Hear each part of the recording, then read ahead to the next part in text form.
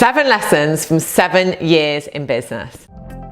Hi, I'm Ruth Kudzi and I'm passionate about helping people live the life that they want to live on their terms.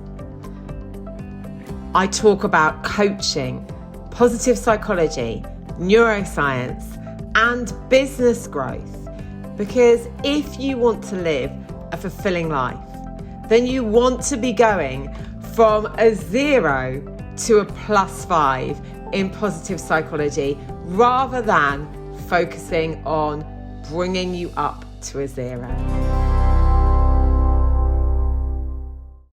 So it's my business anniversary. It is 7 years since I got my very first paying client in my first online business. So over those last 7 years, I have created 2 businesses. We have generated nearly £5 million in revenue. I'm not a millionaire yet. And I have learnt a lot. So I'm going to be sharing my lessons with you guys right here. So my first lesson is to really track the data, your numbers. Understand your numbers, look at patterns, look at where your clients are coming from, look at where you spend your time. That is how you get strategic and that is how you notice problems. I did not always do this, and when I didn't, that's when problems arose. So always go back to the data. And when I talk about data, it's not only numbers and clients and everything else, it's also how you feel. When you know that something is sapping your energy, when you're doing something because you think you should, but it just doesn't feel aligned, that is also data in my mind, and listen to it. You do have that wisdom inside of you. Number 2, you don't need to follow the crowd. So I remember thinking that everybody else had things nailed and that if I did X program or had X formula or Y formula, then suddenly my life would be transformed. And whilst I learned something from every single program and mentor that I've worked with, what I recognized is that I was sometimes thinking that I needed to do more rather than actually looking at what was going to work for me. And some of the best support that I've had is small group or one-to-one support. And I'm really a massive fan of that because it's personalized. And equally, it gave me the space to listen to me. When I started my training business, there were very, very few online training organizations offering ICF coaching. Of course, I started it just before the pandemic and that changed things. But equally, there were no other training providers doing courses at our level that were doing them on a weekly basis. They were always doing like long weekends or lots and lots of kind of 3-day or 4-day, and then you come and then you'd leave and then you come. And for me, with a background in education and teaching, that just didn't make sense. Because actually, over a period of 3 or 4 days, with that intense learning, we're much more likely to forget. What we need is repetition, building on concepts, practice, integration. And I believe it's much, much better to do that on a weekly basis. And actually, that's what a lot of our clients think as well. So by stopping looking at everybody else and by looking at what I knew and my experience, I was able to create something which I think was better for most people. So remember that you don't need to follow the crowd.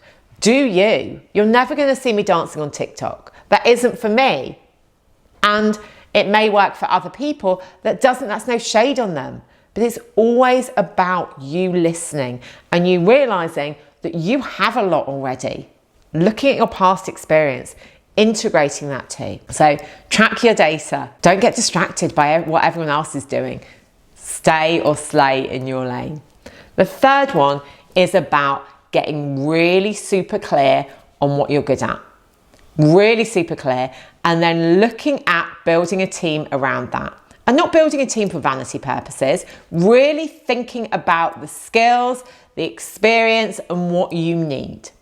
So for example, I had a full-time PA for a few years.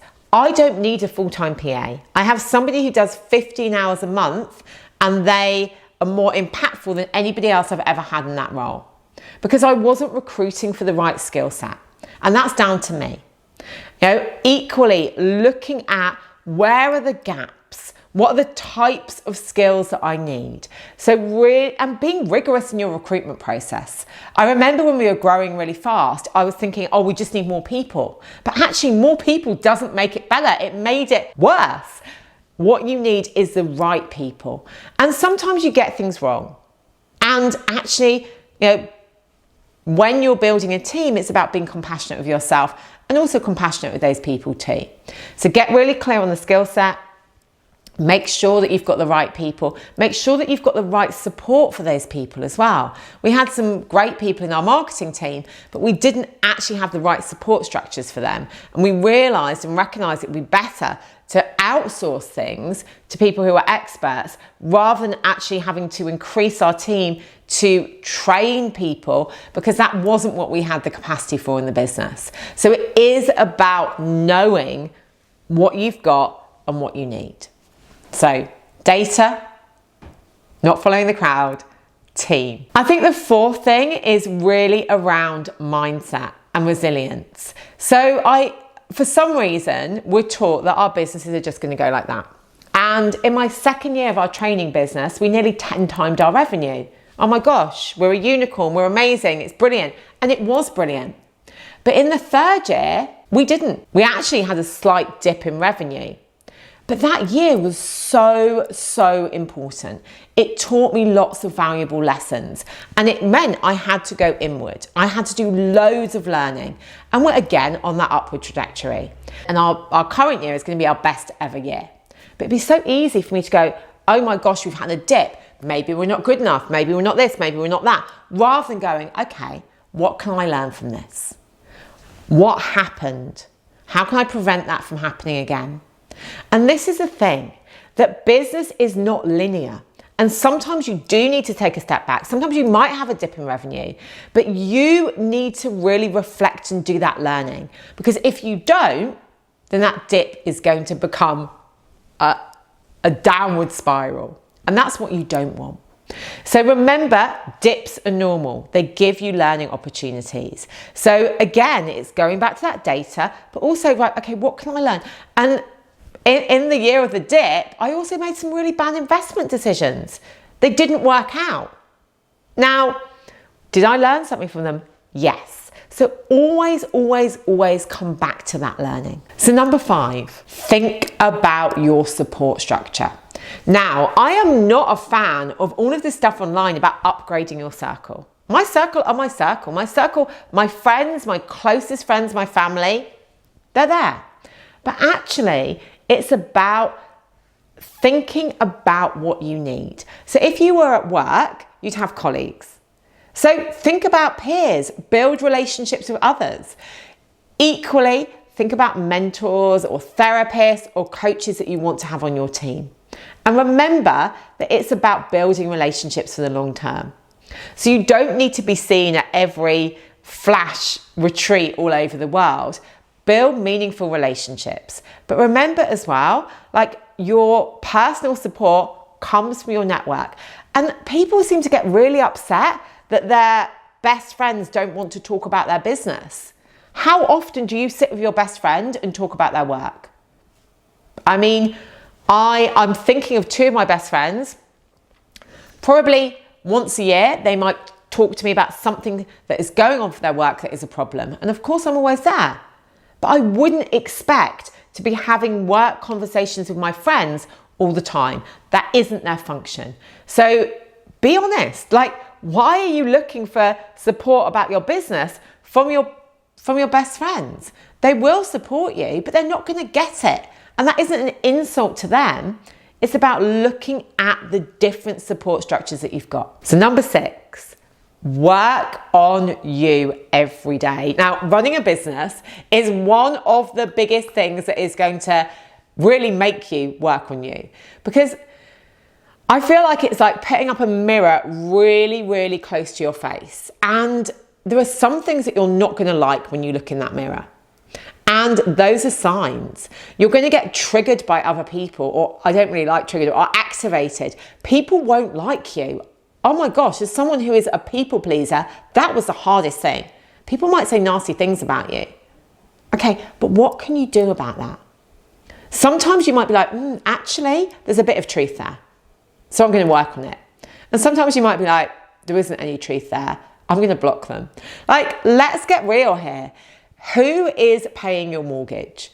And who are you listening to? Are you listening to somebody who doesn't know you?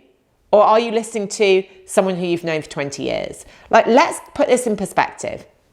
I remember having some really, really horrible bullying.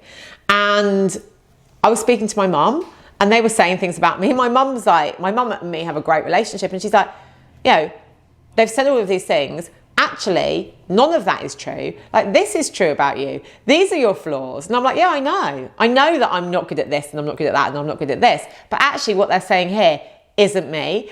And that was really refreshing. Understanding we are all flawed. We're all human.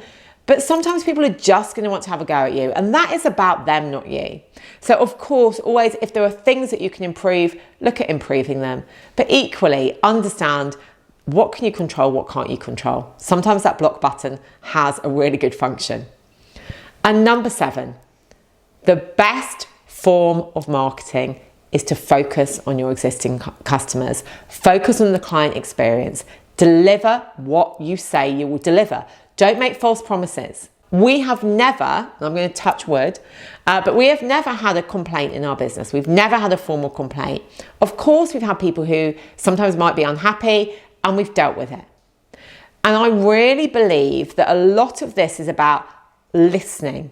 If you get it wrong, listening to the person, and actually being like, okay, well, what can I do to make this better? How can we resolve this? And if you are doing something, deliver what you say you're going to deliver, or over-deliver. If somebody has paid you money, give them what you've paid them for. It's really, really simple. But when you do that, it is the best form of marketing, because word of mouth is the easiest way to get new customers. Referrals convert quicker and convert higher. So really, you want to, I also don't know why you'd want to be in a business not delivering what you say you're going to. For me, that is just about integrity. So that's my 7 lessons. And I'm sure that I will have a lot more lessons over the next 7 years. Thank you so much for watching. If you've enjoyed this video, I'd like you to like and subscribe. And remember to keep abreast of all of our new videos. Just ring that bell and you'll be notified when any new ones come out.